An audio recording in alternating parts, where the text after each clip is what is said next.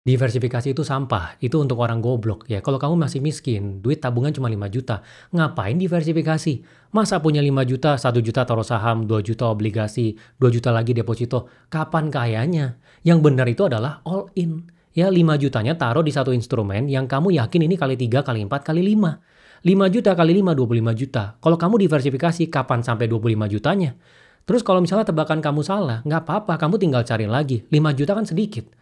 Ya kamu jangan percaya sama influencer-influencer yang di luar, yang goblok-goblok itu, yang miskin-miskin itu, ya, yang ngajarin untuk diversifikasi. Nah, setelah kamu mendengar apa yang saya katakan tadi, apa reaksi kamu?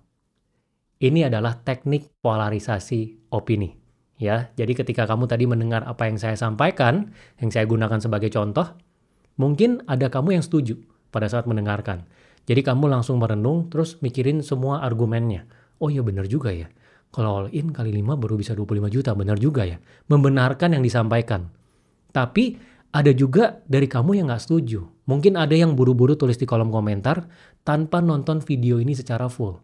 Langsung ngatain, wah gila nih si Pak Win ngajarin orang untuk all in. Ya, nggak setuju gitu.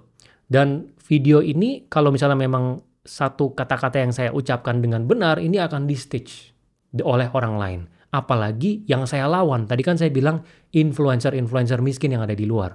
Itu yang nggak setuju akan nge-stitch video dan kasih semua argumennya dan melawan saya. Nggak apa-apa, efeknya apa? Akan jadi viral. Yang diuntungkan siapa? Yang diuntungkan adalah yang mengeluarkan opini tersebut. Sekali lagi saya tekankan di sini yang tadi itu adalah contoh ya. Ini adalah teknik polarisasi opini. Kenapa ini mau saya sampaikan? Karena ini adalah salah satu teknik untuk menjadi viral di tengah lautan merah konten. Ya kita tahu jumlah konten kreator dari tahun ke tahun itu bertambah terus. Ya jumlah konten yang diproduksi juga banyak sekali. Dan kita ini tiap hari bisa mengkonsumsi ratusan bahkan ribuan konten. Ya tiap hari kita nge-swipe liatin konten-konten baru. Dan kalau misalnya kamu sadar, coba deh kamu ingat-ingat. Ada konten yang FYP, biasanya kamu nggak follow. Biasanya kamu ingat kontennya tentang apa, omongannya tentang apa yang di dalam konten itu, pesannya apa, tapi mungkin nggak ingat sama si konten kreator ini siapa. Nah itu fenomenanya itu dari 1 tahun 2 tahun terakhir ini. Kalau kita lihat 3 tahun 4 tahun lalu, mungkin orang masih bisa ingat. Di zaman pertama kali saya mulai sosmed. Tapi sekarang ini makin susah. Jadi kalau misalnya kita mau diingat oleh orang, kita harus benar-benar berbeda. Dan salah satu cara yang bisa ditempuh untuk viral dan diingat oleh banyak orang sekaligus adalah teknik ini. Caranya gimana? Yang pertama kita cari satu opini yang umum, yang disetujui oleh banyak orang. Dan kita ambil posisi yang berseberangan. Kita kasih opini yang berlawanan. Dan harus ada lawannya. Ini lawannya siapa? Tadi pada saat saya ngomong, ya saya kasih contoh, itu lawannya adalah influencer keuangan. Yang dimana saya mengharapkan nantinya influencer keuangan ini akan stitch videonya dan kasih komentarnya dia. Kemudian pada saat berbicara itu harus tegas dan percaya diri ya. Kita yakin dengan opininya kita. Dan kalau bisa ditambahkan emosi. Kalau berani sampai merendahkan ataupun menggoblok-goblokkan lawannya kita. Kenapa? Supaya dia bereaksi. Supaya dia nge-stitch videonya. Supaya dia keluarin komentarnya.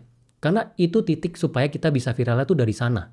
Dan kita setelah mengeluarkan statement ini, entah itu di podcast ataupun di video sendiri, kita tinggal siapin clipper beberapa, klip kita punya video, terutama di bagian yang kita mengutarakan opini berseberangan itu, taruh di semua sosial media. Dan kita tinggal tunggu, efek viralnya akan keluar secara perlahan. Efeknya secara spesifik apa? Akan ada polarisasi opini. Jadi akan ada orang-orang yang setuju, ada orang-orang yang nggak setuju sama kita. Jadi akan ada dua kubu. Ya kita melawan satu opini yang disetujui oleh banyak orang, kita nggak sendiri, ada orang yang setuju juga karena kita mengeluarkan argumen yang rasional. Dan titik viralnya itu bermulai dari orang-orang yang nggak setuju dengan opininya kita. Dia akan kasih komentar, ya hujatan-hujatan dia ngomong, dia nggak setuju, nih orang sembarang ngomong, bla bla bla, ngatain. Dan juga yang kita lawan, misalnya tadi saya lawannya adalah influencer keuangan, dia akan nge-stitch, dia akan kasih komentar. Yang dimana ini efeknya akan membuat kita semakin viral. Karena tadinya orang-orang itu cuma tahu si influencer itu, dia follow si influencer itu, dia tadinya nggak tahu kita, jadi tahu kita. Ya dia mungkin akan setuju dengan si influencernya punya ngomongan, oh ya bener nih si Pak Win ngomongnya sembarangan. Tapi orang-orang ini perlahan akan lupa juga. Ya karena orang kalau ingat sesuatu itu hanya sementara aja. Dan dia akan ada rasa ingin tahu terhadap kita. Dia akan cari, Pak Win ini ngapain sih? Pak Win ini bisnisnya apa sih? Coba denger deh YouTube-nya Pak Win yang lain. Oh, ternyata bagus ya. Dan berangsur mungkin saja orang ini menjadi customer-nya kita. Jadi beli produknya orang yang mengeluarkan opini tersebut. Ini bukan cara yang gampang ya, karena kalau misalnya kita menempuh cara ini dan kita viral, itu kita akan dihujat dalam satu jangka waktu. Dan ini bisa dilakukan di banyak hal ya. Kalau misalnya kita cari opini-opini yang umum, contohnya misalnya orang bilang kalau suami istri itu harus kerja bareng karena sekarang biaya hidup itu keras. Opini berlawanannya apa? Alah, itu mah suami sampah. Suami nggak ada gunanya. Cewek udah capek-capek ngelahirin anak, masa disuruh kerja lagi? Gitu. Nah, ini kan opini yang berseberangan. Ada lagi contoh misalnya, cewek independen itu hebat. Ya kan banyak yang bilang ya, cewek independen bisa cari duit sendiri, hebat. Opini berseberangannya apa? Alah, itu mah cuma alasan doang. Dikasih duit 2M per bulan juga diem. Coba tanya semua cewek yang independen, mau nggak dikasih duit 2M per bulan? Santai-santai aja, nggak usah ngapa-ngapain.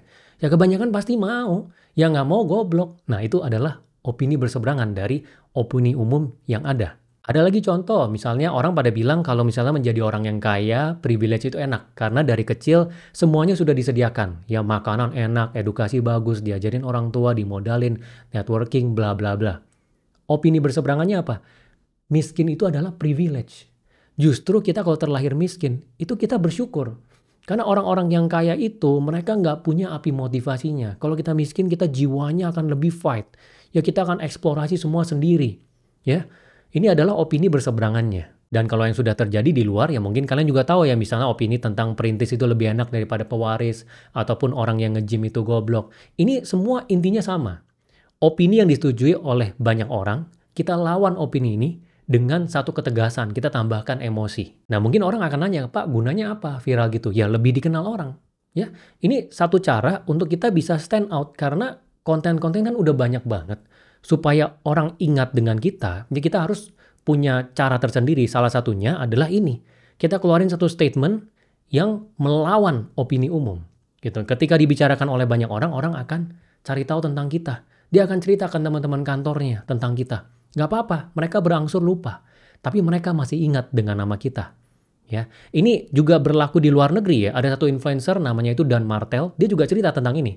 Dia pernah dihujat sama orang tentang opini yang dia keluarkan di short video.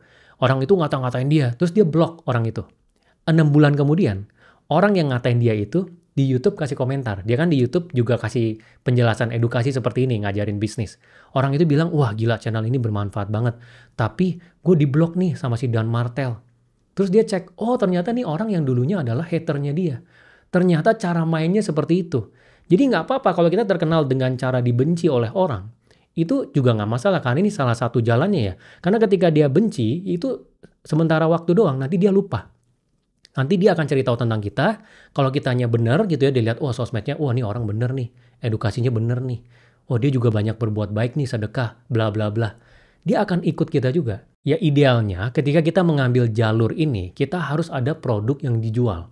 Entah itu jualan kelas, entah itu jualan digital produk, entah itu jualan produk fisik, harus ada yang dijual. Supaya viralnya ini nggak cuma viral doang. Karena kalau misalnya cuma viral doang itu nggak ada gunanya ya. Kecuali spesifik tujuannya followernya tadi sedikit, pengen naikin jumlah follower. Udah viral dengan cara ini, naik followernya, nanti baru mikirin lagi deh jualan produk apa.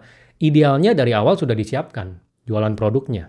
Jadi nanti ketika orang-orang ini penasaran dengan kita dan dia cari tahu dan dia menjadi fans kita yang tadinya bukan fans kita, dia akan bisa menjadi pembeli produknya kita. Terkait dengan cara ini ada 2 tips yang perlu diingat ya. Yang pertama harus tahan dengan hujatan, harus tahu bahwa kalau kita menempuh jalur ini akan dihujat oleh orang sementara waktu kita harus tahan ya, nggak usah liatin kolom komentar yang ngehujat-hujat kita, diamin aja karena memang begitu caranya. Kemudian tips yang kedua adalah kita harus mempoles kita punya citra secara online. Jadi kita punya profil di IG kita juga harus bagus. Ya di YouTube kita harus sesuatu yang bagus yang kita lakukan. Jangan isinya cuma hujat-hujatan doang. Jadi misalnya di IG kita ada sedekah, kita ada bangun misalnya tempat ibadah, kita ada bangun rumah buat orang-orang yang nggak mampu, semua yang bagus-bagus. Dan kalau misalnya kita ada konten yang terkait dengan edukasi, edukasi yang positif. Dan kita kasih insight-insight yang penting yang berguna bagi orang. Nah nanti orang-orang ini akan lupa dan dia akan bisa menjadi followernya kita. Jadi pintu masuknya memang dia benci kita. Tapi perlahan setelah dia belajar tentang kita, lama-lama dia akan menjadi followernya kita. Jadi kira-kira itu caranya ya untuk teknik polarisasi opini. Kalau misalnya kamu berani, ini satu cara yang bisa kamu lakukan. Karena ini memang sudah terbukti ya, di luar negeri banyak yang menggunakan cara ini. Di Indo juga ada yang menggunakan cara ini dan orangnya menjadi viral. Yang penting bisa tahan hujatan dan juga citra di sosial medianya itu dijaga dengan baik. Karena perlahan orang akan menjadi followernya kamu dan kemudian orang akan berangsur membeli produk kamu. Semoga berguna ya.